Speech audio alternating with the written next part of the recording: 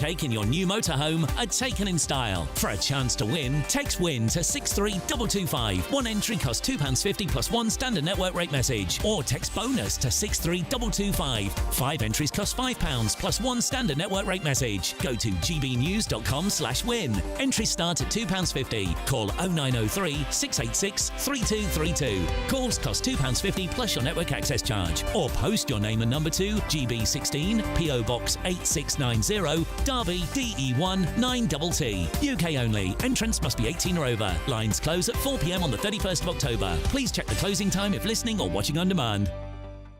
Westminster, the ultimate clique. And you're fighting like rats in a sack. But here on the Camilla Tominey Show, we ask the questions the establishment media is too scared to ask. OK, let me ask you a straight question, because I know you're a straight-talking politician. Whether it's net zero, illegal immigration or law and order, nothing is off limits. You had the power then. Yeah, as I and say, now you've lost it. That's the Camilla Tominey Show, a politics show that's fearless. But no, let me finish my question if you don't mind, because it is my show. Sundays at 9:30, only on GB News, the People's Channel, Britain's news channel.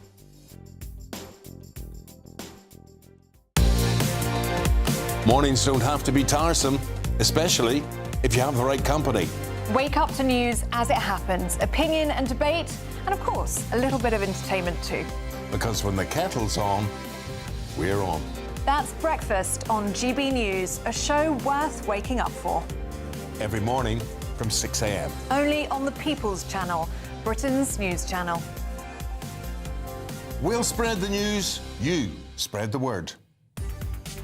From the school run to the home run, watch a new show for all of Britain. So he can say whatever he wants. A straight-talking show where all voices are heard.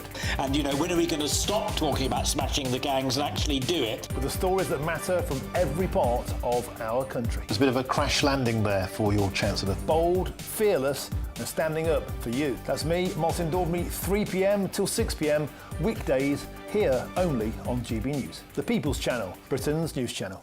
Britain was once the envy of the world. But look around. A nation that no longer knows what it is or where it's going. A country that's broken. How do we fix Britain? How do we bring it back? Friday night with Matt Goodwin at 8 p.m, only on GB News.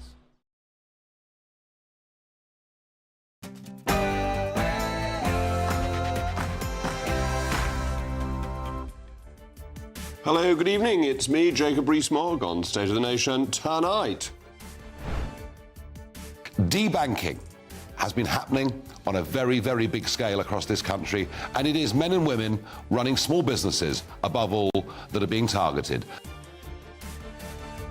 2 years ago, debanking became a modern scandal in Britain. Nigel Farage, a vicar, defence startups and campaigners against grooming gangs had their accounts shut down, not for crime, but for opinion. Nearly 500,000 people were debanked last year, and this must not be a political reason. Plus,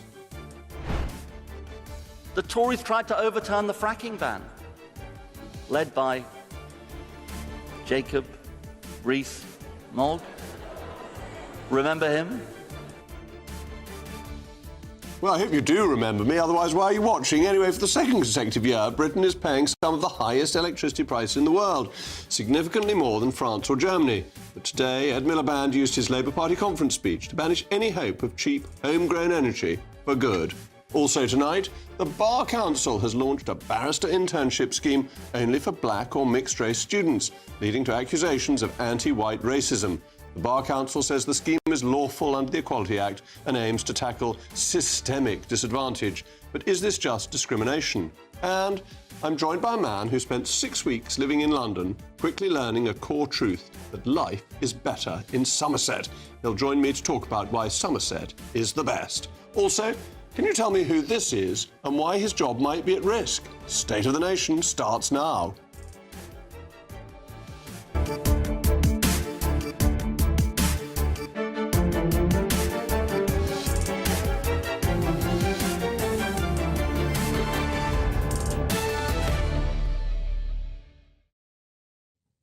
I'll also be joined by my most preternaturally pertinacious panel, the former spokesman for Reform UK, Gwaine Toler, and the political consultant and former Labour candidate, Kevin Craig. As always, I want to know your views, mailmog@gbnews.com. But now, it's your favourite time of the day, the News Bulletin with Sam Francis.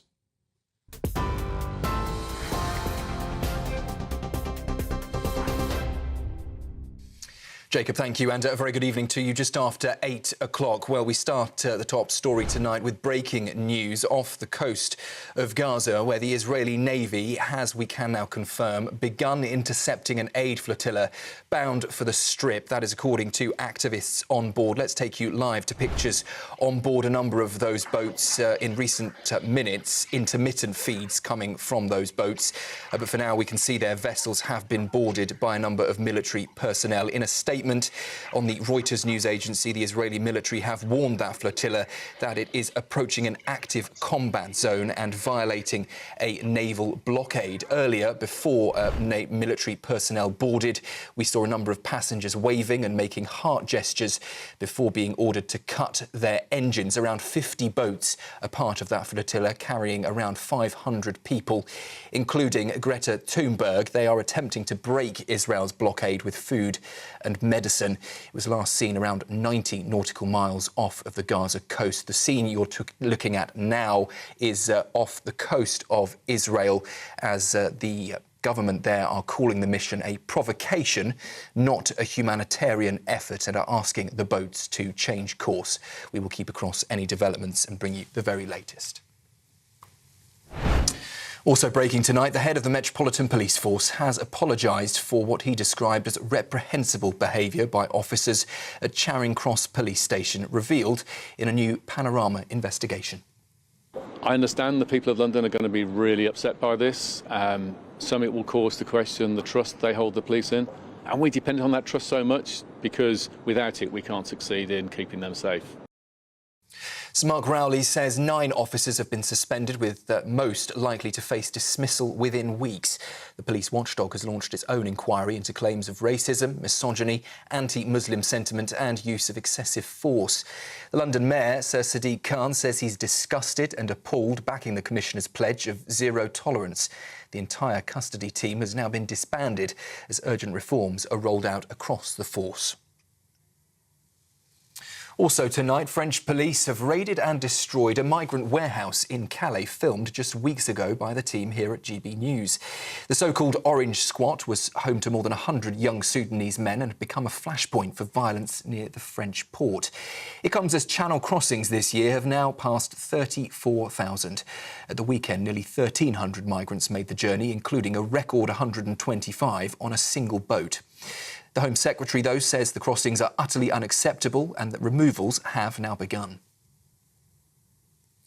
A Rochdale grooming gang has been jailed today for a total of 174 years.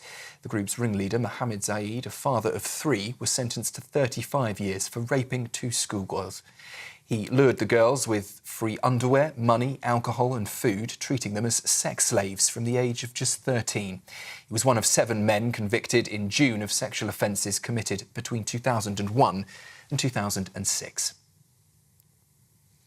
And Jane Goodall, the world-famous wildlife advocate and chimpanzee expert, has died at the age of 91. One of the most influential scientists of the modern era, Goodall's pioneering research transformed science, showing chimpanzees use tools and share complex social behaviours. She became a household name and a tireless advocate for conservation, later appointed a UN messenger of peace. Those are the latest headlines. I'll be back with you in an hour. Now, though, it's over to Jacob.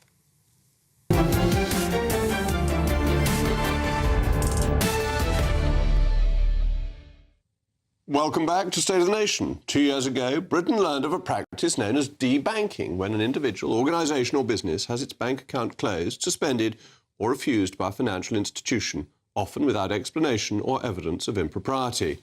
Debanking became a national scandal in 2023 when Nigel Farage was told his accounts would be closed, shortly after which a leaked dossier confirmed this was because of his political views. Now, Mr Farage has warned that debanking is damaging enterprise, trust and free speech, following research by the Prosperity Institute, which speaks of a debanking epidemic. We saw it when the Reverend Richard Fothergill had his bank account shut down after he criticised his bank's obsession with pride. The Prosperity Institute also reports that 3/4 of new start-up defence-related businesses cannot access banking services. A gender-critical parents group was debanked. This scandal needs to stop. Yet Britain is in the midst of a free speech crisis, and when banks shut people out of the financial system for their beliefs, I think they are undermining the foundations of a free society. Freedom of association is meaningless if people can't pay for the organisation that you need, and they can't do that if they cannot access a bank account and are effectively erased from the economy because of their views. Of course, banks are businesses, and they should be entitled a wide degree of business autonomy when deciding whom to take on as clients. Coots, for example, or Hawes, has very clear guidelines on the amount of capital a client needs to own in order to open an account. But the major clear-out banks do not, and they must apply their criteria equally and fairly to all users. Accounts are closed for all sorts of legitimate reasons: anti-money laundering practices, risk assessment, counter-terrorism, sanctions, and even low profitability prospects. However, nearly 500,000 people were debanked last year, according to figures from the Financial Conduct Authority. When campaigners against grooming gangs are vicar, defence innovators, and politicians face financial exclusion, it becomes an industry-wide problem that we must stop. If the United Kingdom is to remain a country of liberty and fairness, these practices, however prevalent, must end. Debanking is censorship by stealth and a threat to your freedom. As always, let me know what you think. mailmog@gbnews.com. Well, I'm joined now by the Senior Researcher on Financial Freedoms at the Prosperity Institute, James Graham. James, thank you for coming in. First of all, what is the size of this problem? Thank you for having me, Jacob. The size of this problem is huge. Last year in the United Kingdom, 500,000 people, just under that, were debanked. The real number is probably much, much higher. The problem is complex. A lot of it is driven by financial regulation, which actually costs the banks $30 billion a year. And the banks are often just trying to reduce their costs by debanking customers. But just give me an idea of the financial risks. Do you know how many people are involved in money laundering who get prosecuted every year? How many people are involved in terrorism? Does it begin to get anywhere close to 500,000 people? It doesn't. Debanking is an attack on the British people. These regulations I mentioned increased massively in 2017. Since that time, we know that money laundering has actually increased, not decreased, as the number of people being debanked has increased significantly. The burden of proof needs to be on the people debanking. But if you're saying to me that people are debanked because to keep their bank account open is so administratively expensive that they're a cost to the bank, actually that's reasonable, isn't it? You can't expect banks to lose money on small customers. And this needs regulatory change. This is an FCA problem, not a commercial banking problem. There are two sides of the coin. We have clear evidence that banks have leveraged the current regulations and weaponized them to discriminate against people whose views they don't agree with. And we saw that clearly with Nigel Farage. We've also seen it with gender-critical groups, etc. But yes, what you say is correct, and we do need regulatory change rapidly. To what extent are private companies free to decide who they do business with? That if I were to set up the Papist Bank, could I say I'm only having customers who accept the authority of Holy Mother Church, and that I won't have people from other religions, and that is my decision as a commercial decision? Or would that be, in your view, an improper discrimination? Interesting question. I'm not sure how many customers you would have. I hope it would be many. I think that businesses should be free to do whatever they want within reason, but we are a country of free speech, and the reality is that banks are limited by liability. So ultimately, their losses will be paid for by the taxpayer if they fail, as they have done in the past. And that's the key point, isn't it, Kevin? That the big banks are too big to fail. We saw in 2008-9 that they were effectively arms of the state. And therefore, if the state is taking away banking facilities from people who have controversial views, that's very undesirable. Well, a couple of things, Jacob. You said at the start of this discussion about there is no free speech. There's a free speech crisis in the UK, and I would have to take issue with you. I feel we've never had more vigorous debate in this country. If you saw Nigel's show earlier, if you heard Keir Starmer's speech, I think free speech is alive and well. And I think it's fair to point out that the institution that produced this report today is funded, is it by Legatum? Is that right? They're one of the major funders of it. And they're a funder of GB News. And they're a major investor of GB News, which I'll be declaring later. Right. Yes. So what viewers and listeners need to know is that that there is a worldview, an agenda behind this research, which is basically purporting that there are forces at play here seeking to shut down free speech by these removal of banking facilities. Now, I would agree, because so I think we have to contextualise this research. There is an issue with all of us have felt as people or as businesses in recent years that if you have to move money from A to B, has it ever been more difficult, right? The regulation involved in banking is wrong. Banks have made extortionate profits of late. Okay, and yet they don't feel like they're serving us. And that's why you probably haven't heard that one of the things Keir Starmer said to a room full of business executives this week is he's asked every government department to find 25% in red tape reduction because of this kind of stuff. But do I think, I said on this channel it was wrong what happened to Nigel and Coutts Bank, and people there paid the price. In fact, the CEO, as I recall, left the building. West was fired. Indeed. So, but, is it as dark and mysterious, I think, as some of the vibes here? I don't think so. And if you want to set up a bank for Catholics, just to put that into normal person's language, Jacob, you go for it. Excellent. Well, I'm in. Excellent. Well, perhaps you'll become my first customer. Yeah. But I want to come back to the regulatory side of this, because the money laundering regulations clearly do not work. Agreed. The authorities get thousands and thousands of bogus complaints because if you are in the financial services world, you want to tell somebody in authority because then you're clear. Yeah. And if you don't, you get years in prison. And therefore, the slightest thing leads to an unnecessary complaint, which is then never investigated. But it makes the whole financial system very stodgy. Isn't that where we need fundamental reform? Yes, we do need reform there. It is a huge issue that there's an over-reporting of AML, anti-money laundering risk. The problem is that these regulations highlight things as risks, which aren't necessarily risks. So, for example, inconsistent payments for a banking customer flags them to be a high risk. They need enhanced due diligence. But the reality is, many people watching GB News, plumbers, electricians, they get paid in cash on a job-by-job basis. Yet, according to the regulations, they are high risk, which means they often get debanked. And if you add into that support for a right-wing political party, disaster. And you're running a campaign on this. What is your campaign trying to do? Yes, we are. So you mentioned that the bank which debanked Nigel Farage rightly answered for what they did. Our campaign is trying to tell the stories of the debanked. So we are an online campaign. If you go to prosperity.com, individuals and businesses, they can fill out their experience. They can tell their debanking story, and our campaign will then shine a spotlight on the banks and on the regulators using these stories. I will confess, I banked with Coutts for, I think, 43 years and always found them absolutely marvellous. So if my bank manager is watching, thank you very much. James Graham works for the Prosperity Institute. The Prosperity Institute is owned by the Legatum Group. The group is also one of the leading investors in the holding company of GB News. And a spokesman from UK Finance has previously said banks must comply with strict legal and regulatory requirements. A small proportion of accounts are closed, but only after extensive review and investigation.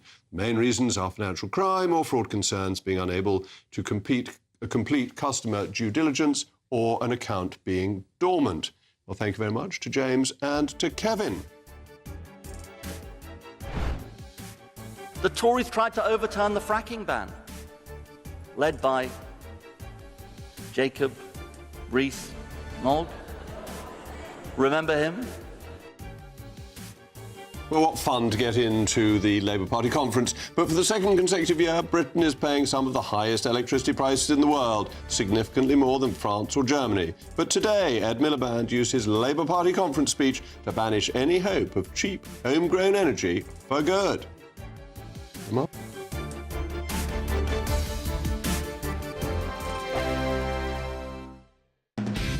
Decisions made in Washington aren't just shaping America, they're shaping Britain too. From migration to global security, from crime to health. Whatever happens in the White House today will be felt in your town or city tomorrow. That's why The Late Show is live from Washington, D.C. Cutting through the politics to show you what it all means for Britain. The Late Show live every night at midnight. Only on GB News, Britain's news channel. GB News Breakfast, every day from 6 a.m. Are you panicking when you're in Northern Ireland when you go out and about because there is a lack of chargers? Well, listen, I'm really pro-EV, and we've had the odd issue with broken EV chargers, particularly yesterday at both Ballymoney at Beasties and also over at Dunsily. We had issues with chargers, but the charging infrastructure is used very rarely. My mother, for example, she has overnight charging at home. She's never used a public charger, and she's had the car for 3 years. Yeah. So if you've got that domestic overnight charging, it's cheap. It's very affordable if you buy a 2-year-old EV, and they are absolutely the way forward. I'm a Yorkshireman. I don't like parting with my brass. I want to get cheap motoring, and for less than a penny a mile and a car for less than 20 grand to start with, you know, it sounds a bit blasé saying £20,000, but relative to what these cars are new, they're incredible value for money. And we're seeing mass adoption. There's a garage in Richmond in North Yorkshire that sells more than half of the cars they sell are electric vehicles, and that's in a rural Dales area. So it's about having that domestic overnight charging and not having to rely on public infrastructure. Danny, where it doesn't convince me at all is, right, so I'm living in London and I want to go to see Manchester United, and I might get there, but am I going to get back down again? Or worse still, if I'm not on full charge, I'm going to miss kickoff because I'm going to have to rely on a public charger somewhere. So is that the sort of anxiety? I mean, you were talking about range anxiety there, Ellie. Is that the sort of anxiety people have? I mean, I genuinely have that. Despite what we were hearing there from Fraser. GB News, the People's Channel. It's Patrick Christie's Tonight, and here we do things differently. It's explaining the absolute madness of this, doesn't it? It's explosive. I mean, this is very good. It's lively. 850. Your government sat there, Sean, and it did nothing. It's controversial. And the Middle East has been in turmoil since before I was born. It's everything you need to kickstart your evening. Everyone's had their Weetabix tonight. I love to see it. That's Patrick Christie's Tonight, weeknights from 9 p.m. Only on GB News, the People's Channel, Britain's news channel.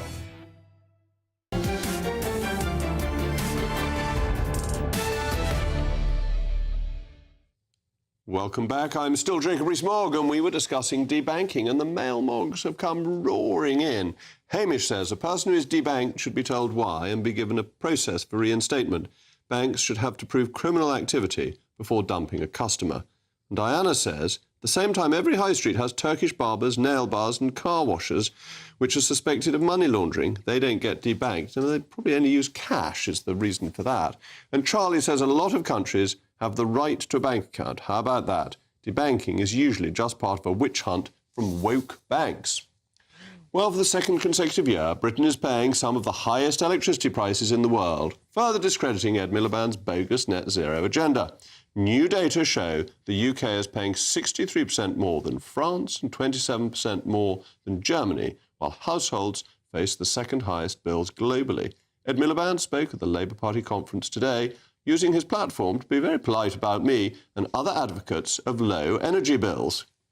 Tories tried to overturn the fracking ban, led by Jacob Rees-Mogg. Remember him? We sent those frackers packing. I say let's ban fracking and vow to send this bunch of frackers packing too. You can't help but laugh at his extraordinary and really remarkable oratory. Anyway, Mr Miliband is still insisting the switch to clean energy will pay off long term. But with bills continuing to grow, perhaps it's time, Mr Miliband said... Will drill, baby, drill. Frack, baby, frack. Now let me go to my most preternaturally pertinacious panel, the former spokesman for Reform UK, Gawain Tola, and the political consultant and former Labour candidate, Kevin Craig. Kevin, first of all, I'm very flattered that Ed Miliband should mention me in his conference speech. It's nice to be remembered. But what I was trying to do was to help people be rich and warm, whereas Labour's policy is making people cold and poor. And today, energy prices went up purely because of government decisions, not because of movements in gas prices. How so, Jacob? Because they added things on in relation to changing the grid so that you can have more inputs from diverse wind farms and for the Warm Front programme. Well, Labour's... Firstly, actually, isn't it nice? Because you could have got a much bigger boo, actually. I thought the reaction to you on the conference floor was quite generous. Yeah, and gentle. I mean, it's not like that for all names that got mentioned in Liverpool this week. Right. But look, Labour's not about making people cold and poor. What Ed Miliband has said there is that he reminded conference today, in other parts of his speech, that energy prices are still... 75 wholesale gas prices 75% higher than it was before the Russian-Ukraine war kicked off. And yes, at the next election, let viewers and listeners judge the Labour Party on whether or not bills have come down. They will have done. The renewable energy platform, of which there's a massive ideological difference. You know, when Gawain speaks in a minute, he and his party want to drill, baby, drill. And there is a different view. We have a view that there are thousands of jobs being created from the clean energy revolution. We think it's going to bring bills down. And we just... Kevin, can I... Go on then. I'm trying to be charitable, actually. I think you have a much more high-minded view than that. I think you think that carbon emissions are the biggest problem facing the country. And well, the world, but you also have to think about people's lives and jobs. And I don't. Yeah. And that I think that there are other problems and that carbon is not our biggest problem and actually there's very little we can do about it. And therefore, I don't have any worry about our emissions, whereas Labour is very committed to that. And your reason for being committed may be very noble, but isn't it better just to accept that it's going to be quite expensive? No, because I think that the bills will come down. I mean, the government is also being quite interventionist in terms of there are 2.7 million homes this winter that are going to get the 150 quid discount on their fuel bills. But there is no disagreement that the energy bills have to come down. But the difference in the debate and the choice, Jacob, actually between your party and Reform together in Labour is this bigger picture, which is about the climate. And we think that the sooner we get more solar, more wind, the less we're reliant on Putin. And that's it. And that's the difference. Well, if we don't want to be reliant on Putin, we take advantage of the capacity that we have here. The fact that we are now buying in Norwegian gas, because no doubt Norwegian gas is more green than British gas, the fact that we're not allowed, and the government is refusing to allow further research into gas fields in the UK, in UK waters. If you want to stop being reliant on abroad, let's be reliant on ourselves. And by the way, the very idea that solar panels is being reliant on ourselves, where do they come from? They come from China. In many cases being used with slave labour and things of this sort. So I'm sorry, that's not self-reliant. That is putting our reliance in the hands of another hostile power, just a different one than Russia. They're both hostile powers and they both have a great deal of control. And to say that, yes, the gas prices, global gas prices are at that high level, they are. Then why are we still so expensive in comparison to our neighbours and competitors? If we want a modern economy, if we want to be an AI superpower, which everybody seems to want, we're not going to be if we maintain these high prices. And there is a way round, and that is tackling and using our own resources at home. and reducing our prices that way. But using our own resources, where I would agree with you, is the way forward. And over time, we can produce more of our own solar panels and rely less on abroad. And there's more of that technology. It's been encouraged by the government to build more of those domestically. And the fact is, the argument, is, are you worried or not about the warming of the planet? And it doesn't have to cost British jobs, and it doesn't have to but it doesn't. And what does cost jobs? Go to Aberdeen, go to Grangemouth, go to South Wales. What does cost jobs is when around the country, in the heartlands that have suffered from deindustrialisation, when we've got more jobs going to them from renewable technologies, is your party writing letters to all those companies around saying, we're coming after you. And that's directly threatening British jobs. And that happened. What is threatening British jobs? Yes, there are some jobs in Siemens, in Hull and places like this, absolutely. And they're going to go under your lot, aren't they? But what is threatening British jobs, which is seriously closing down British workers, closing down factories, threatening people's households, is the high prices caused by our fealty to a net zero policy that does no benefit to ourselves and equally does very little benefit to the world. This idea that we must be the leader on something which is damaging to ourselves, all we do, people like Ed, feel morally better whilst people lose their jobs. And that is something that I find is abhorrent. That's not that... Come on, We've just offshored our emissions and lost UK jobs. I mean, we're creating... We're creating thousands of jobs, and you never talk about them. I just admitted that Siemens was working in Hull. Let's make one final thought on this, that Labour may be creating a new job for Ed Miliband, because he may be the next leader of the Labour Party and Prime Minister. Anyway, I wish him well in that, because he may tease me in his speeches, but he's a very decent fellow, as it happens. Nonetheless, thank you to my panel. In a moment, the Bar Council has launched a barrister internship only for black or mixed-race students, leading to accusations of anti-white racism. The Bar Council says the scheme is lawful under the Equality Act and aims to tackle systemic, dreadful word, disadvantage. But is this just discrimination? My panel.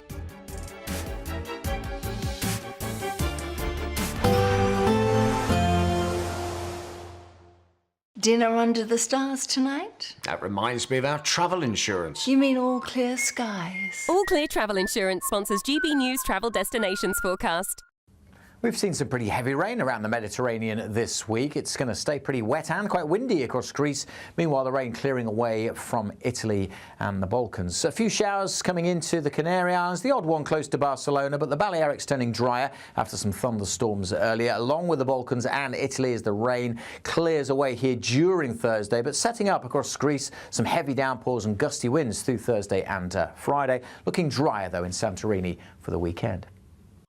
All Clear Travel Insurance sponsors GBNews Travel Destinations Forecast. Yes, it's time for your latest weather update from the Met Office here on GB News. A storm is brewing out in the Atlantic. Storm Amy will arrive on Friday night and linger into Saturday morning. In the meantime, largely fine day to come tomorrow across the south like today, whereas further north there will again be a lot of cloud around, still producing outbreaks of rain through the night, especially in western Scotland. Those yellowy colours there suggesting the rain at times will be fairly heavy. Quite breezy here too, but with the cloud and the breeze and the rain, it will be a mild night. Further south with some breaks in the cloud. In rural spots we could dip down to single figures. Could also allow a bit of mist and fog to form for Thursday morning, but that should clear away. The rain, though, is going to linger across western Scotland. Probably not too heavy through the morning, but it will pep up again later in the day. And we do have a Met Office yellow warning in place. The rain really building up through this week. Could cause a bit of disruption, the potential for some flooding. Patchy rain across Northern Ireland initially. That is also going to turn heavier. Most of England and Wales having a cloudy but dry start. As I mentioned, maybe some mist and fog through the morning rush hour, but it should clear away. The rain is going to get heavier through Northern Ireland during the morning and then through the afternoon spread into western Scotland. So again, the potential for some disruption from that wet weather. The Moray Firth may well stay completely dry and the rain will be fairly light and patchy in Edinburgh. England and Wales by and large staying dry, brightening up too with some sunshine. We could see 21 degrees Celsius, but we'll see some rain scooting through England and Wales Thursday night and into Friday, clearing away to reveal something a bit drier for a time. But look at this. This is Storm Amy, bringing rain into the northwest later on Friday, and the winds also continuing to strengthen. A windy night Thursday night, but it gets even windier on Friday night as Storm Amy moves in. Look at the isobars. There's a number of weather warnings in place. Do check out the Met Office warning for details on that. But this storm system could cause some problems into the weekend. Hi, I'm Michelle Dewberry, and my show is your opportunity to cut through all the noise and dive in headfirst to some robust debates. Ideas clash. Situation, no, isn't it? No, Because the failure is you're deliberately avoiding my point. Nothing's held back, And if you think this is the end of it, wait for more. and we do not shy away from the difficult stuff. Sometimes I want to shake people and say, if only you understood. So join me on Dubes & Co. weeknights at 6 p.m. only on GB News, Britain's news channel. Decisions made in Washington aren't just shaping America, they're shaping Britain too. From migration to global security, from crime to health. Whatever happens in the White House today will be felt in your town or city tomorrow. That's why The Late Show is live from Washington, D.C. Cutting through the politics to show you what it all means for Britain. The Late Show live every night at midnight. Only on GB News, Britain's news channel.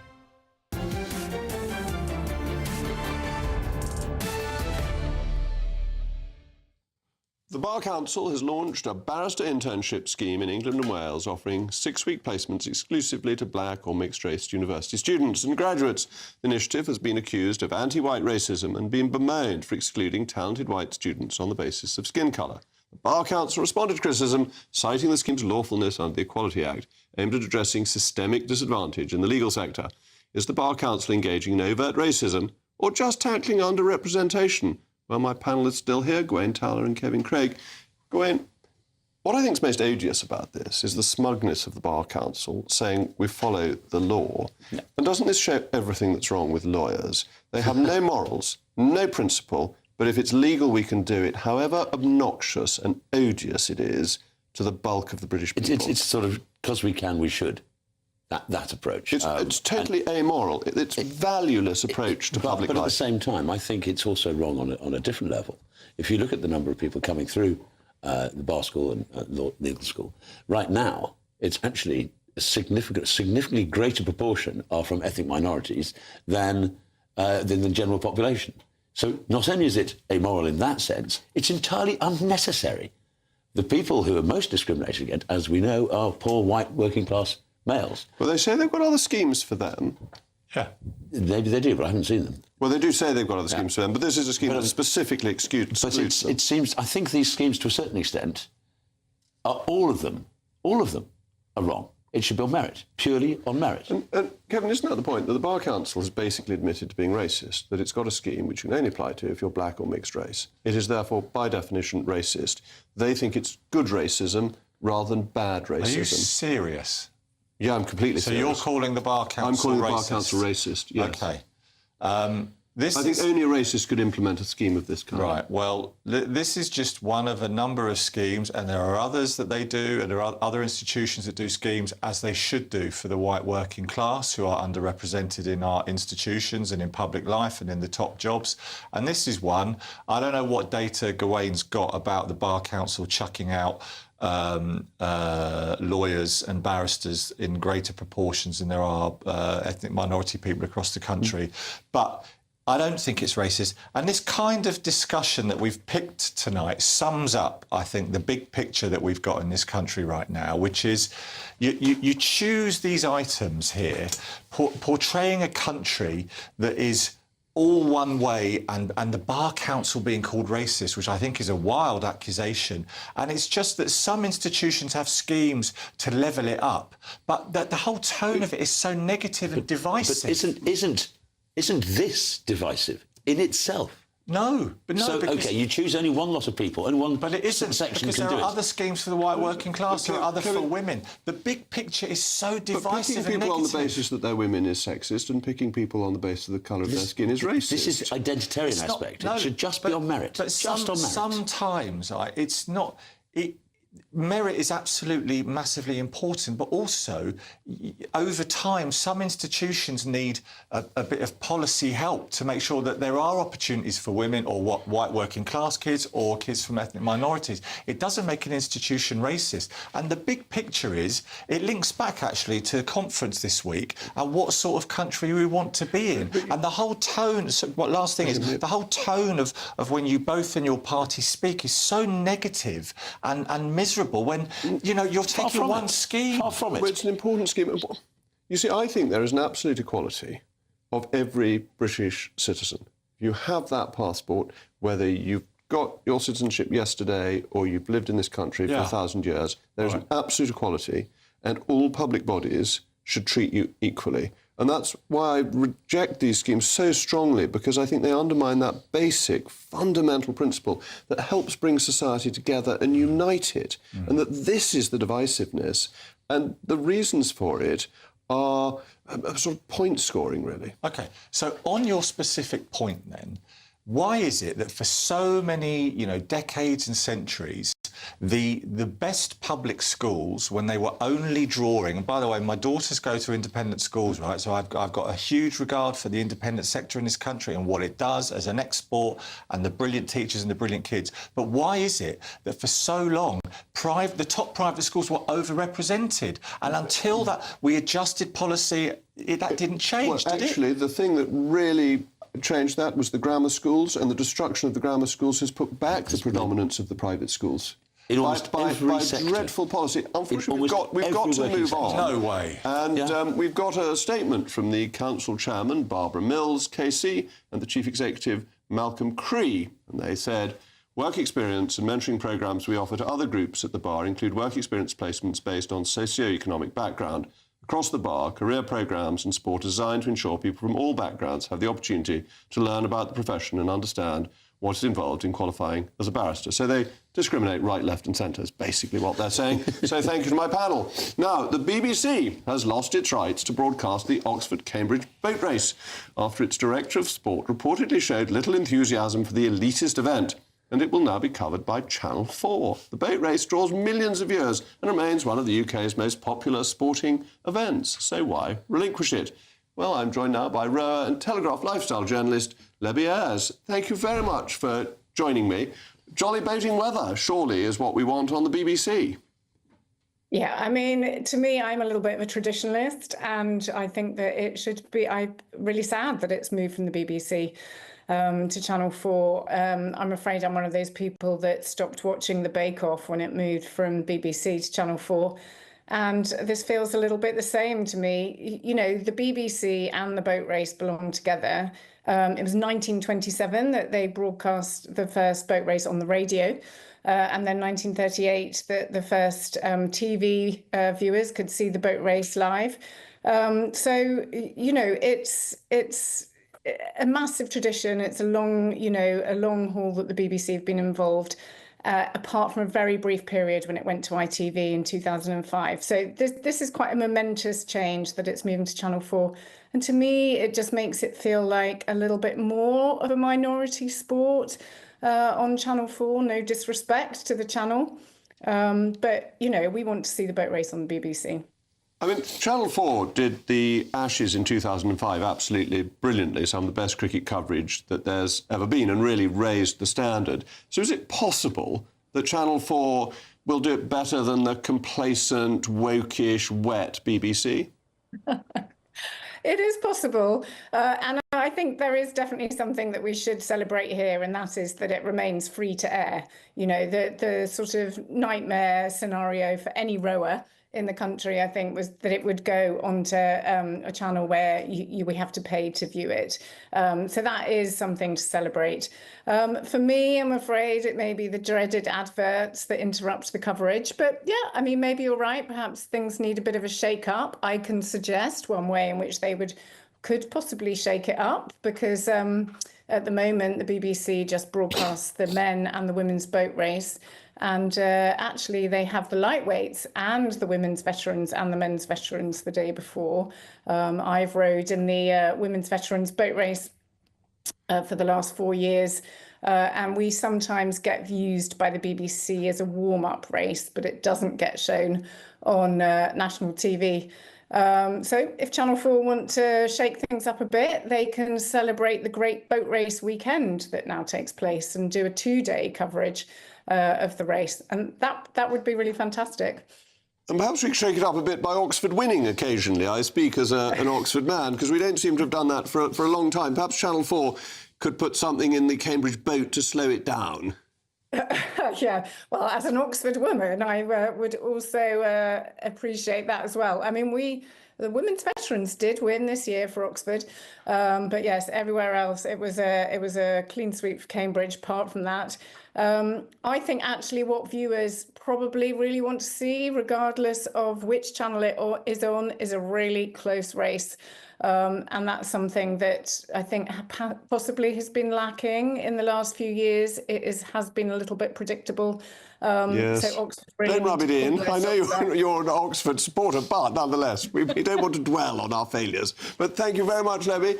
A BBC spokesman said, oh, this is going to be so exciting, our decision not to continue reflects the difficult choices we need to make to ensure we deliver the best value for audience with the money that we have. That is to say, the money they take us off, the licence pair.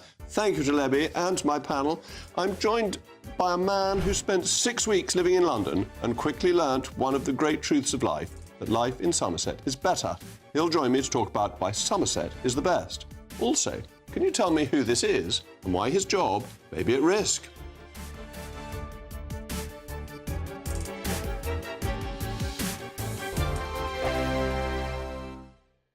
At GB News, we love to hear from you, our loyal community. So drop us a line at gbnews.com/yoursay. There you can talk to each other and also to the presenters live on air. gbnews.com/yoursay, because GB News is your channel, Britain's news channel. Hi, I'm Michelle Dewberry, and my show is your opportunity to cut through all the noise and dive in headfirst to some robust debates. Ideas clash. Situation, isn't it? Because the failure is you're deliberately avoiding my point. Nothing's held back, And if you think this is the end of it, wait for more. and we do not shy away from the difficult stuff. Sometimes I want to shake people and say, if only you understood. So join me on Jubes & Co. weeknights at 6 p.m, only on GB News, Britain's news channel. From the school run to the home run, watch a new show for all of Britain. He can say whatever he wants. A straight talking show where all voices are heard. And, when are we going to stop talking about smashing the gangs and actually do it? With the stories that matter from every part of our country. There's a bit of a crash landing there for your Chancellor. Bold, fearless and standing up for you. That's me, Martin Daubney, 3 p.m. till 6 p.m, weekdays, here only on GB News. The People's Channel, Britain's news channel. Westminster's full of talk, but out here, it's the real world. Am I allowed to talk then? No, that's it. This is where it matters, real people and real lives. That's what politics is all about. In fact, has Trump made a good start? No. Straight answers, no spin, and just a couple of pints. How many fingers have I got up? About 10. So join me for Lee Anderson's Real World every Friday at 7 p.m, only on GB News. The People's Channel, Britain's news channel. You want to know what's really going on in the corridors of power? Labour don't know what to do with you half the time, and that makes you quite lethal in the chamber. Get behind the headlines with Chopper's Political Podcast. Join me, Christopher Hope, as I sit down with the great and the good of British politics. We'll see where this ruling takes us. These are the stories shaping our nation. Chopper's Political Podcast, available now on all platforms. Listen in and stay ahead. In the GB Newsroom, we bring you the news as it happens. With our team of dedicated journalists across the UK. We're ready to keep you up to date with what's happening every half an hour, every single day. Bulletins here on GB News. The People's Channel. Britain's news channel. Join me, Nana Akwe, for an informative, interactive news programme with a difference. It's fun. No, he didn't say that, Dave. I'm so surprised. I think there's an element of truth to that. Join me from 3 p.m. every weekend, only on GB News, Britain's news channel.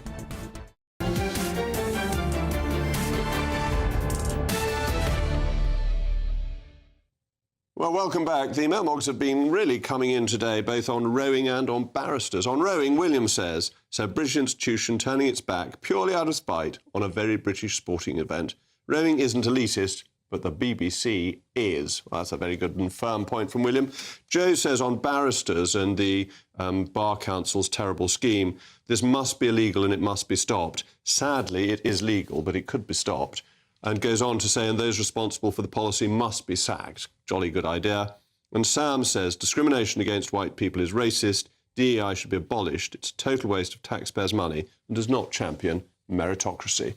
Well, I agree with all of that. So many of us who grew up in the countryside aspired to the bright lights of London. But one man who achieved this after leaving university only took 6 weeks to realise the best place to be is, as we all know, God's own county, Somerset. Spending time with his grandparents, attending cricket matches and having quiet mornings, Jack realised that Somerset life is unbeatable and left London for good. Well, I'm joined now by Jack Kerslake. Jack, thank you so much for coming in. So you were up at Oxford, you were at Somerville, you read history, which is the best subject to read, as every sensible person thinks. You left and you were in London for 6 weeks. You took a bit of time off, but then 6 weeks in London. What did you become tired of with London? I think with London living, it's the constant hustle culture, the constant stress, the lack of money. Even my friends who are on well-salaried jobs are unable to sustain themselves with high rent prices. I was at the pub with one of my friends who's in investment banking. His rent is £1,800 for a room per month. And I think this kind of situation becomes untenable after a while. And you start to miss the quiet joys of home, the fresh air, and a more comfortable way of life. And a more patterned way of life, a sort of pace of life that fits in with human nature, rather than this constant expectation that you're doing things and you have to be out and about doing things. Yes, absolutely. One of the things I really missed when I was living in London was being able to take the time to just sit out in the garden with my grandparents over a cup of coffee in the morning, to be able to go on a walk throughout the Quantock Hills, to be able to just take a breath and stop for a moment and be able to collect your thoughts is something that is really hard outside of that kind of environment. And you had a wonderful piece in the Telegraph this morning, and you mentioned your grandparents. I love the line about your grandmother, who always challenged you if you said you were bored. And dare I say, my children sometimes say to me in Somerset that they're bored. And your grandmother said there are always things to do, and you say that she was baking, doing other things, and bossing your grandfather. What's she said about that? She was very... I thought the piece was very accurate, thought it reflected her very well. I mean, she does love to boss around my granddad, I will say that. But I think both of them enjoyed the piece because they thought it encapsulated the spirit of local living and the dynamics of their relationship. One of the beautiful things about being around my grandparents is the enduring nature of their marriage and the solid foundation that they have with each other. And there might be bickering where my granddad spills flour for my grandma's brownies all over the floor, but they have that real lifelong bond. And this is one of the things I greatly value about Somerset, is that there is a permanence to the communities there. I was speaking last Friday at the Amended Ploughing Society, and the list of families that was read out about people who help with this, half of them my family had known for generations, that there is a deep rooting in Somerset, whereas London is very transient. Do you find that is part of it as well? Well, yes, absolutely. I mean, when I was coming on the show and telling my grandparents that I was doing so, they said that your father had helped so greatly when there was an issue with Viv Richards and Joel Garner at Somerset Cricket during the 80s. And I think it is that sense of connection and the longevity of them. I mean, when I accompany my grandparents to the crickets, they've known people for years and years. They've really forged and fostered a real sense of community. And I've tried to incorporate that into my own life, so becoming a part of village rituals, going up to the local pub more regularly, being immersed in community life. And it definitely gives you a far greater sense of place. And your grandfather, very distinguished Somerset cricketer, captain of Somerset County Cricket, president of Somerset County Cricket, deeply rooted in the county. Yes, absolutely. Walking around with my granddad around the county cricket club definitely feels a little bit of that Somerset royalty for whatever he's up to. But I think the things that makes my grandfather in particular so embedded within the community is his total sense of duty to the people around him and for generations. He acts only with humility in all of his dealings, and no request is too big for him, and he never really tries to put himself above the parapet. He's just very much diligent in what he's doing. And I think that has been why he has been such a pillar. And your grandfather briefly came to London to prepare for his legal career. So he both had a cricketing career and a legal career, but he too was drawn very firmly back to Somerset. Yes, absolutely. Especially with my grandma being from Halifax, Nova Scotia. Yeah. So she was used to wild expanse and that community feel. And I remember I wrote in my article, both of them spoke at length of the horrors of Tottenham Court Road Station. Right. During their rush hour commuting and rush hour traffic. I think between the two of them, they both wanted somewhere where they could settle down, put roots down and have that sense of community. The great thing is we Somerset men marry girls from outside Somerset and then they become more convinced about the beauties of Somerset than people who've lived there all their lives. Jack, thank you very much indeed for coming on and maintaining the virtues of our great county. So, the United States Secretary of War, Pete Hegseth, has told military leaders to resign if they oppose his plans to eliminate woke policies and enforce stricter fitness standards. Speaking alongside the United States President Donald Trump, Secretary Hegseth emphasised a return to the highest male standard. This announcement is being called a ban on fat generals. So I thought we'd have a look at some fat generals through history. The Duke of Cumberland, William Augustus, the youngest son of King George II, remembered for stopping the Jacobite Rising, the Battle of Culloden in 1746, known as Butcher Cumberland, was about 20 stone. The Roman Emperor Vitellius, renowned for his gluttony and thrice daily feasts, his civil war lost to his rival Otho, which was attributed to his fatness. He was about 22 stone.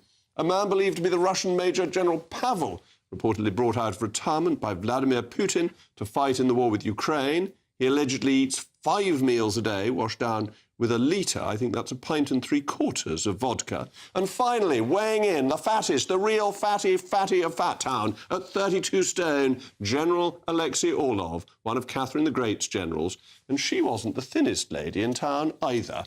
Anyway, that's all from me. Up next, it's the one and only Patrick Christie's. Patrick, no doubt you'll have more to say about the glories of Somerset for the 2 hours of your programme. Oh, I was quite keen about General Pavel there, actually. That daily diet of 5 meals a day and a litre of vodka takes me back. Anyway, right, so loads on tonight. The French have cleared out a migrant camp that I've been to. We've also got the 2-child benefit cap. Is that rewarding people who can't afford to have kids? A Pakistani rape gang ringleader has been sentenced to 35 years behind bars. When will that end? I'm also going to be talking as well about the fact that the Home Office have decided to remove 75% of Nigel Farage's security. At the same time, they've just started calling him basically Hitler. And how weird is Ed Miliband? Stay tuned.